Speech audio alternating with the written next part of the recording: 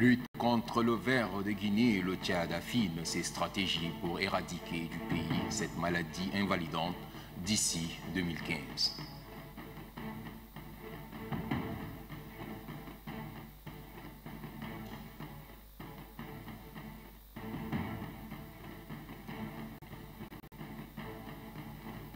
Championnat zonal de football, le coup d'envoi est donné à Sarre et à Béché.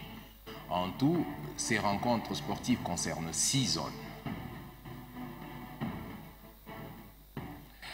Bonsoir à vous mesdames et messieurs et bienvenue dans cette édition du journal. Avant de développer les titres, sachez que nous avons sur ce plateau le vice-président du REFRAM, c'est le réseau francophone des régulateurs des médias. Monsieur Moustapha Ali Alifé, comme vous le savez, est également le président du Haut Conseil de la communication. Bonsoir. Bonsoir, Elvis. Nous allons revenir à vous dans un instant pour échanger sur la rencontre de demain, la rencontre des présidents, la conférence des présidents du REFRAM qui aura lieu demain à N'Djamena. La lutte contre le ver des Guinées au Tchad a été au centre d'un atelier intersectoriel. La rencontre a eu lieu à Darda, à quelques kilomètres de la capitale. Il a été surtout question des nouvelles stratégies pour éradiquer du pays cette maladie invalidante d'ici 2015. Mohamed Moussa Bamichéi. Les 2 jours de réflexion ont permis aux acteurs impliqués dans la lutte contre le ver de Guinée d'adopter de nouvelles stratégies. Des stratégies qui se traduisent en termes d'abattage systématique des chiens porteurs de cette maladie dans les villages incriminés tout au long du fleuve Chari. L'approvisionnement en eau potable des villages des zones concernées figure parmi les solutions envisagées. Selon les techniciens prenant part à cet atelier multisectoriel, des mesures doivent être prises pour renforcer la communication en matière de plaidoyer, mobilisation sociale et renforcement des capacités. Doter le programme national d'éradication du ver de Guinée en moyens logistiques et financiers, tout en renforçant la surveillance épidémiologique en impliquant les autres secteurs. Le représentant du ministre de la Santé publique a promis de les transmettre à qui de droit. De ce fait, Dr Hamid Diabar sollicite davantage l'implication des riverains du fleuve Chari et surtout des zones où la maladie fait rage pour éliminer le ver de Guinée au Tchad. Nous sommes ainsi rassurés que la mise en œuvre et le suivi de ces interventions pourront à terme nous permettre d'atteindre nos objectifs. C'est le lieu d'inviter les secteurs de mettre en œuvre et de suivre les interventions qui ont été programmées à l'issue de cet atelier. Certes, l'implication des uns et des autres pour vaincre ce mal est nécessaire. Mais l'appui des partenaires en matière de lutte et d'éradication du ver de Guinée serait de taille. Dans le cadre de la réforme des finances publiques pour l'horizon 2014, une formation des formateurs à l'endroit des cadres de la Direction générale du Trésor et de la comptabilité publique s'est déroulée à Douguia. La formation en question a pris fin hier, une initiative du programme d'action pour la modernisation des finances publiques. Ahmadie Abbas. Ces cadres supérieurs de la Direction générale du Trésor et de la comptabilité publique viennent de renforcer leurs capacités sur 2 thèmes retenus. Il s'agit de l'ingénierie de formation et de l'ingénierie pédagogique. Des préoccupations qui s'inscrivent dans le cadre des réformes de finances publiques enclenchées depuis 2007 à travers le plan d'action pour la modernisation de la gestion des finances publiques. Le coordinateur du PANFIP rassure que la réussite des réformes en cours dépend du renforcement des capacités des ressources humaines. Vous avez désormais la lourde responsabilité d'assurer une meilleure transmission des connaissances à d'autres collègues, notamment aux responsables des postes comptables à l'intérieur du pays que vous aurez à former dans les prochains jours sur la tenue de la comptabilité dans les postes comptables non centralisateurs et sur la tenue de la comptabilité à la trésorerie pairie générale du Tchad. Pour le directeur général du Trésor, Moussa Télé Bonaï, sa direction peut compter désormais sur ce cadre pour l'exécution de son plan d'action à l'horizon 2013-2014. Ces différentes séries de formations en matière de finances publiques sont rendues possibles grâce à l'appui financier de l'Union européenne. Le gouverneur de la région du Salamat, le général Mbayomdena Dionadi Alain, a effectué une visite de travail dans quelques services de sécurité. Objectif, s'imprégner des conditions de travail des unités en place. Estelle Abdelkader. S'imprégner des réalités du terrain, tel est le souci qui a animé le gouverneur de la région du Salamat, Mbayomdena Dionadi Alain, lequel a effectué cette visite. Plusieurs structures administratives de la région ont été respectivement visitées. Il s'agit des douanes, de la brigade territoriale et de recherche, de l'Agence nationale de sécurité ANS, du groupement d'escadrons mobiles de la gendarmerie et du commissariat de la police nationale. Le groupement militaire numéro 5 et 7 ont été également visités par le gouverneur. Opportunité pour Mbayomdena Alain d'encourager les uns et les autres pour les efforts consentis en faveur de la sécurité de la région. Ensuite, le gouverneur exhorte chacun à doubler d'efforts pour maintenir la paix. Les forces de défense et de sécurité ont saisi l'occasion pour égrener un chapelet de doléances. Ces unités souhaitent qu'on leur renforce les moyens roulants, les ressources humaines et les infrastructures d'accueil. En réponse, le numéro 1 a rassuré les uns et les autres que leurs doléances seront transmises à qui de droit. Merci Estelle Abdelkader. Retour sur ce plateau avec notre invité, le président du HCC, le vice-président du REFRAM, c'est le réseau francophone des régulateurs des médias. Monsieur Moustapha Ali Alife, une fois de plus, bonsoir. Bonsoir Elvis. Demain, à N'Djamena, se tiendra la 3e conférence des présidents du REFRAM. Ce réseau est créé en 2007 seulement, c'est un réseau tout jeune. Pouvez-vous nous présenter brièvement ce réseau? Bien, merci de m'offrir l'opportunité d'évoquer ce réseau de l'espace francophone qui regroupe 28 instances de régulation de par le monde. Il est né effectivement en 2007 à Ouagadougou de la volonté des autorités administratives indépendantes de l'espace francophone de créer une plateforme d'échange d'expériences et d'expertise ainsi qu'un espace de solidarité afin de prendre en compte les activités de régulation qui sont les nôtres. Donc, comme je l'ai dit, regroupe 28 instances de régulation, donc 28 pays qui vont probablement accueillir à la rencontre de N'Djamena d'autres instances, notamment l'instance nouvelle tunisienne et d'autres instances observatrices qui existent actuellement et qui travaillent avec le REFRAM. Vous voulez parler de l'OIF? L'OIF en tant que tel est un partenaire dans cette action, mais c'est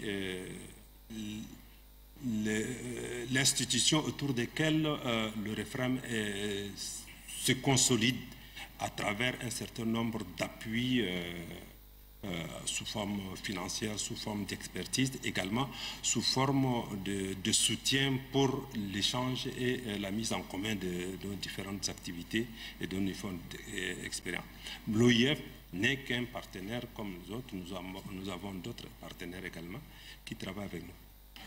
La rencontre de demain sera axée sur le thème « Quelle gouvernance des instances de régulation des médias face aux défis de la démocratie et de la transition numérique ».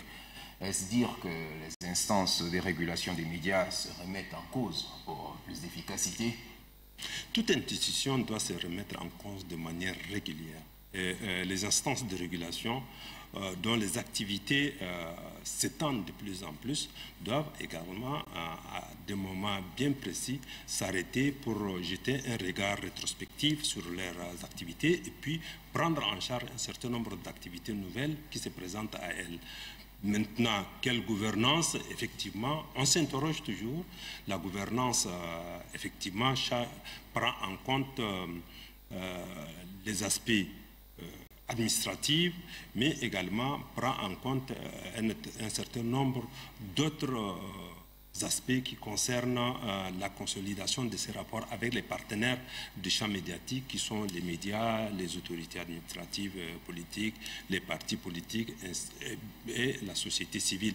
Donc dans la construction d'une société démocratique, il est évident que les instances de régulation doivent d'abord veiller sur un certain nombre de principes qui sont des valeurs cardinales pour le régulateur, qui sont l'indépendance, la crédibilité et également l'efficacité et la compétence. Donc ce sont des valeurs sur lesquelles est bâtie la régulation et à chaque fois que nous sentons que de nouvelles fenêtres s'ouvrent, nous remettons en cause notre façon de travailler et effectivement, comme vous le savez, ces instances sont nées de la libéralisation, surtout en Afrique des années 90, et ils prenaient en compte seulement un certain nombre d'aspects pouvant offrir l'accès au plus grand nombre, l'accès des médias au plus grand nombre et garantir la pluralité des médias. 20 ans après, il est évident que d'autres objectifs se présentent à nous et sur la base de ces objectifs, nous revoyons un tout petit peu notre champ, notre fenêtre de tir afin de permettre d'autres objectifs, des nouvelles fenêtres, Monsieur le Président, c'est aussi le passage au tout numérique. Le passage au tout numérique qui figure parmi votre plan d'action 2012-2013, plan d'action où il a été question du passage au tout numérique, mais aussi de l'équilibre de l'approche genre dans les médias. Le passage au tout numérique revient encore sera encore à l'ordre du jour. Demain, à N'Djamena, est-ce dire que la feuille de route que vous avez tracée pour 2012-2013 n'est pas atteinte? Il ne s'agit pas d'évaluer la réalisation du processus de passage au numérique. Mais il faut dire que l'agenda ou le processus de passage au numérique est ouvert et l'analogique s'éteignant le 17 juin 2015, il est tout à fait normal que le REFRAM garde dans son agenda la transition numérique. C'est un enjeu capital pour nos pays, pour nos organes de presse et cela nous impose de pouvoir retravailler à chaque fois parce qu'il y a des choses qui sont en train d'être faites et d'autres qui sont pas, qui demandent à être encore poursuivies. La preuve, c'est que les différents pays membres du REFRAM ne sont pas engagés de la même manière dans les processus démocratiques. Il y en a qui ont terminé leur transition depuis 2011. Il y en a qui sont en voie de le faire, mais il y en a d'autres qui commencent aussi. Comme le Tchad, par exemple, aujourd'hui, qui met en place sa structure de coordination de la transition numérique. Donc, d'autres comme la France qui ont terminé pratiquement en novembre 2012 et d'autres qui sont en voie de l'aide. Donc, nous devons absolument garder la transition numérique dans notre agenda afin de pouvoir atteindre les objectifs que nous sommes évoqués et puis entraîner l'ensemble des régulateurs dans la prise en charge de cette nouvelle donne. Monsieur le Président, Internet aujourd'hui cause d'énormes problèmes en matière de régulation. Dans plusieurs pays, les textes n'existent pas, les textes pour réguler la communication sur le web n'existent pas et quand bien même ces textes existent, ces textes sont difficilement applicables. Est-ce que la rencontre de N'Djamena va se pencher également sur cette question? Oui, d'une certaine manière, oui, mais en fait, il faut dire que chaque pays aborde la question d'Internet à son rythme. Nous, au Tchad, nous avons inscrit dans la loi sur la communication audiovisuelle un passage et un dispositif qui nous permet de prendre en charge l'Internet, donc la communication par Internet. Et d'autres ont tout simplement pris les textes qu'il faut et ils ont également mis les mécanismes pour gérer l'Internet. Pour nous, ici au Tchad et à la rencontre de N'Djamena de demain, ce sont des échanges d'expériences. Nous allons échanger nos expériences sur cette question. Nous allons également revisiter notre cadre normatif en ce qui concerne l'Internet, mais l'enjeu d'Internet dans nos pays et les défis qu'il pose sont des défis amplement plus importants et qui dépassent de loin les cadres statutaires d'une rencontre comme celle de N'Djamena, et chacun de nos pays a sa façon de percevoir cette transition, ces processus. En tant que vice-président du REFRAM, mais surtout en tant que président du HCC, accueillir une telle rencontre au Tchad, à N'Djamena, qu'est-ce que cela signifie? Il faut dire que nous avions eu au niveau du Haut Conseil de la communication un certain nombre de difficultés pour pouvoir reprendre la main après les événements que nous avons vécus en 2008. Nous avions un premier objectif, celui de rétablir le Haut Conseil de la communication auprès de l'ensemble de ses partenaires, que ce soit médiatique et politique. Le deuxième objectif était de nous renforcer nous-mêmes dans nos capacités opérationnelles. Le troisième objectif était d'ouvrir l'instance au monde extérieur dans le sillage de la politique actuellement menée par les plus hautes autorités, de réhabiliter totalement le Tchad sur la scène internationale, et nous avons estimé que le Haut Conseil de la communication a sa part de missions à remplir. Et en prenant pour les 2 prochaines années, surtout dans cette phase transitoire qui va nous amener en 2015 à l'extinction de l'analogique, en prenant la tête du REFRAM, nous estimons que nous nous plaçons à un niveau assez suffisant pour observer l'évolution de l'image de marque de notre pays sur la scène internationale, en accompagnant la politique qui est actuellement menée par les plus hautes autorités. Et je crois que cette rencontre offre, en plus de cela, la possibilité à des observateurs avertis, parce que les présidents des instances de régulation sont tous des sommités qui sont reconnus pour leur influence dans leurs pays respectifs, d'offrir la possibilité à ces sommités-là de voir le Tchad, de l'évaluer par rapport à tout ce qui a été dit depuis longtemps sur le Tchad, à l'image du Tchad à l'extérieur, et un observateur averti être l'interprète de l'ensemble des efforts qui sont actuellement fournis. Je pense que c'est en ce sens-là que la rencontre N'Djamena constitue pour nous une étape décisive dans l'ancrage de la démocratie dans notre pays. Une étape décisive et également un cadre pour présenter le Tchad au reste du monde, présenter cette image du Tchad qui gagne. Merci, messieurs le président du HCC, monsieur le vice-président du REFRAM, d'avoir bien voulu répondre à nos questions. C'est à moi de vous remercier, monsieur le vice, la télévision tchadienne. Les titres, autres titres de l'actualité. Depuis ce matin, les représentants des différentes communes du pays se concertent pour mettre sur pied leur syndicat. Le congrès constitutif se déroule à l'hôtel de ville de N'Djamena, Grand Gatiam, Irima. Les agents des communes du Tchad se sont retrouvés pour le congrès constitutif du syndicat national. Une rencontre qui a nécessité le déplacement des agents de communes des provinces. Objectif: passer en revue le plan d'action global des communes soumis à leur approbation.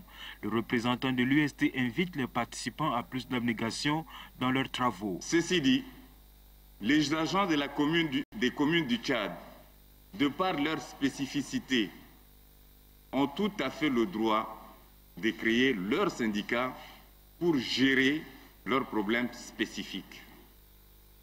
Je voudrais pour cela dire encore une chose, que le syndicat, comme beaucoup le pensent, ne peut pas du tout être une arène de lutte fratricide.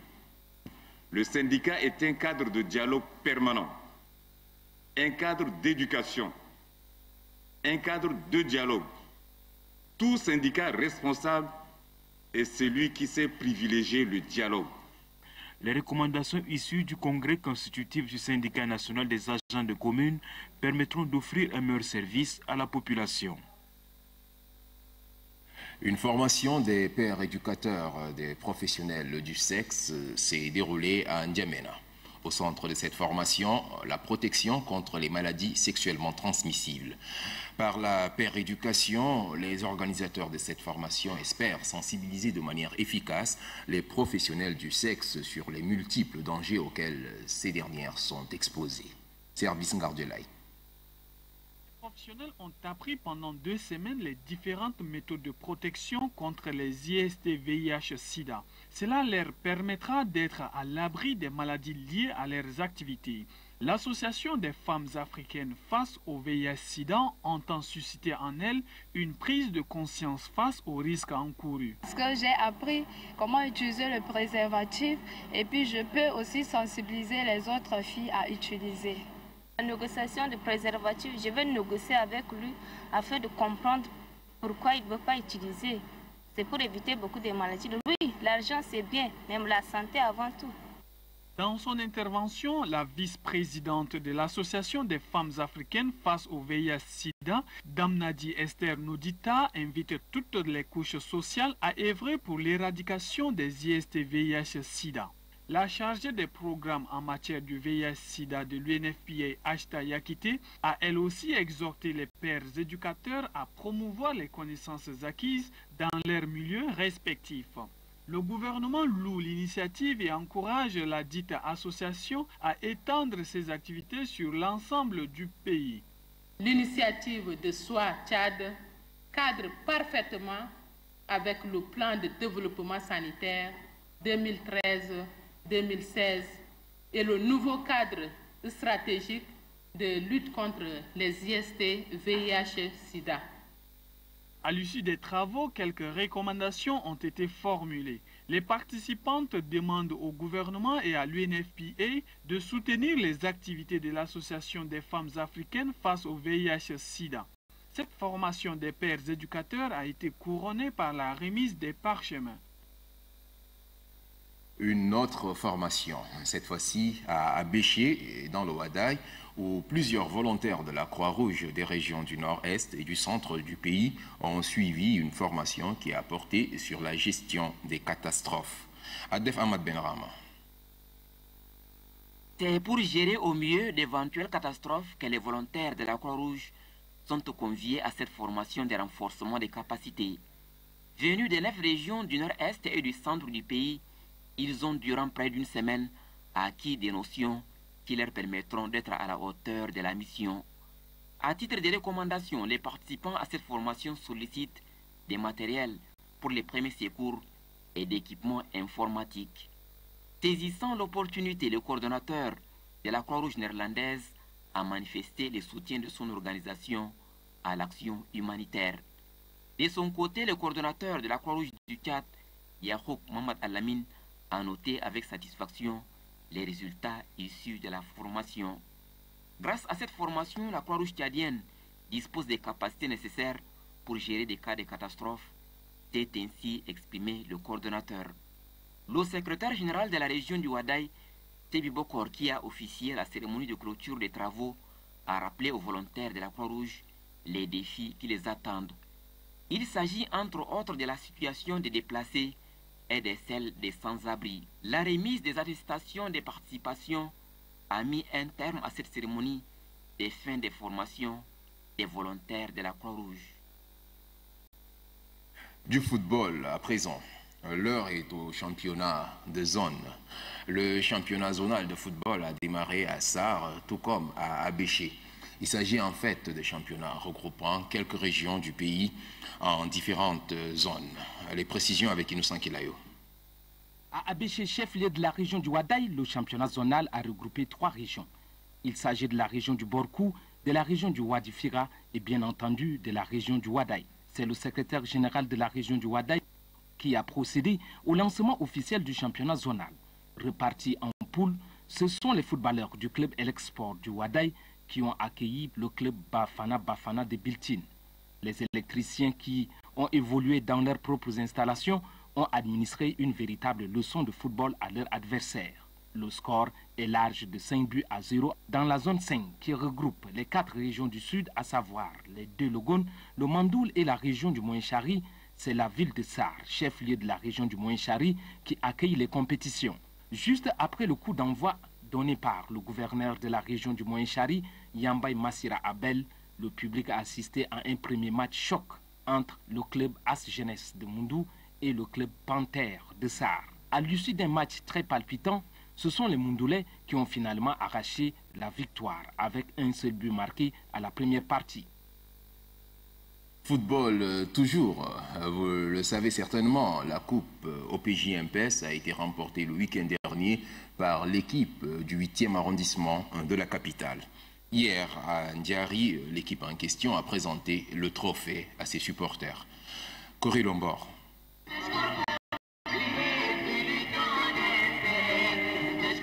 Les jeunes acrobates du MPS ont agrémenté la cérémonie par leur musique entraînante et ensorcelante.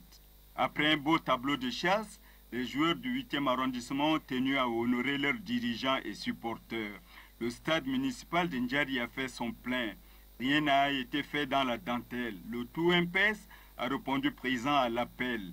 Les centres d'animation et les écoles de football ont rehaussé de leur présence cette cérémonie festive. C'est les écoles de football qui ont ouvert les hostilités par un long défilé.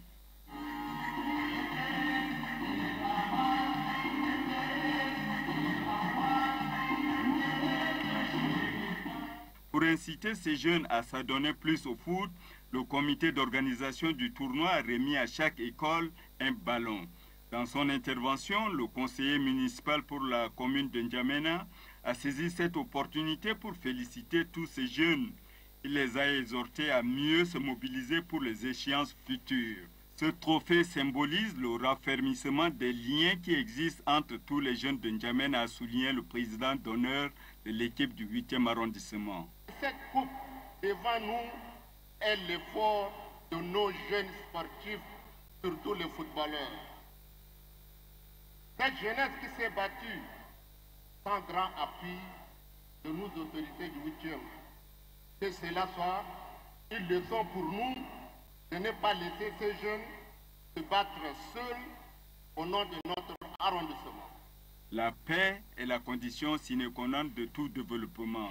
Grâce à la paix retrouvée que nous sommes ici en ce moment dans ces très beaux joyaux du 8e arrondissement qui est également offert par le camarade Idriss Bidnon. Je demande à tous les arrondissements de se mobiliser derrière leurs équipes. La fête est finie. Adieu les anges. L'église évangélique du Tchad a organisé une formation à l'intention des leaders des jeunes chrétiens. Divers enseignements prenant leur source dans les Saintes Écritures ont été dispensés aux jeunes. La formation en question a eu lieu à N'Djamena. Anastasie Bissi.